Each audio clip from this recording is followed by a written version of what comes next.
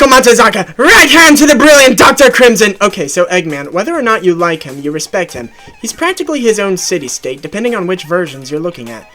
Remember that one extra edgy spin-off where he was his own side in a three-way war? There's a number of reasons to consider him both as a player character and as a major obstacle for the GM to use, and I've made a character sheet for both. Your complications are going to be pride and or temper, as well as reputation and or enemy. You're one of the most famous supervillains out there.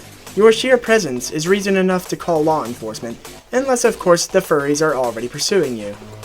Player's Eggman, PL10. I mostly based this off the Eggman from Sonic Adventure 2, which is the only reason his strength is at 8, and that might be lowballing it. For some unknown reason, and I tried to get you an image or clip of this, but I can't find one, he can grab onto a pulley with his real arm and pull himself and his Eggwalker up with this random super strength. I don't know. Okay, parry and fighting are both super low, because while it's not impossible for Dr. Eggman to get into a fistfight, we generally don't picture it happening. He prefers ranged combat by far, and his foremost trait is always his intellect. Will I put fairly high, because you have to have strong will to always rise against furries who have nothing better to do than to break everything you own just because you tried to burn down their house a time or 2 or 3. Also, there was an event in the comics where he pulled himself out of insanity. Look it up, it's interesting. Eggwalker, this is going to be the center of our build. I heavily considered the sample battle suit from the Mutants and Masterminds core rulebook in addition to my vague memories of Sonic Adventure 2, and this is what I came up with. Growth 1, as this is a large machine. Protection, this will take all the hits for us. Machine gun, that's going to be your main form of attack. You might consider taking that 1 point of parry away, and adding homing to this. Flight 8, limited to gliding. For a more traditional Eggman, lower strength by 4 to get the points needed to eliminate that limit. GPS, which I suppose could be considered as some advanced form of direction sense, and maybe another sense, but if only 1 equipment point is needed for it on a normal vehicle, that's reason enough to only spend 1 point as a power. And of course, you need to be able to call whoever you haven't alienated from your life, so communications 3. Again, I gave consideration to the battlesuit and gadgeteer archetypes from the core rulebook. Dr. Eggman is well read on a number of sciences, and if necessary should be able to make your fellow players into a cyborg, if that's the only way to save them. We also want to be a cunning booger, hence deception and insight to see how your deception is going. I assume nothing I put in advantages is especially surprising, so let's talk about the equipment.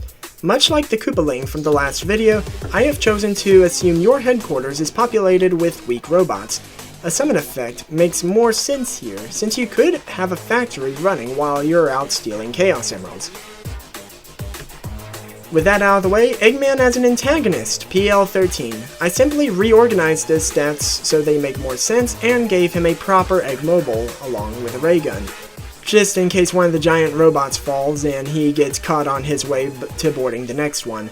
The giant robot I based on the Death Egg robot from Sonic the Hedgehog 2, giving it a height of 30 feet, extending arms for a reasonable melee attack. And since we're making improvements all around, I upgraded the ranged attack. Of course, with alternate robots, the points used to make this can be arranged to give your players a few fights with the same character. Skills, I simply upgraded. Advantages, you need a sidekick, who may or may not betray you. Snively comes to mind, or if you want to split this advantage in two, there's Scratch and Grounder, Orbot and Cubot, Deco and Boko, up to you.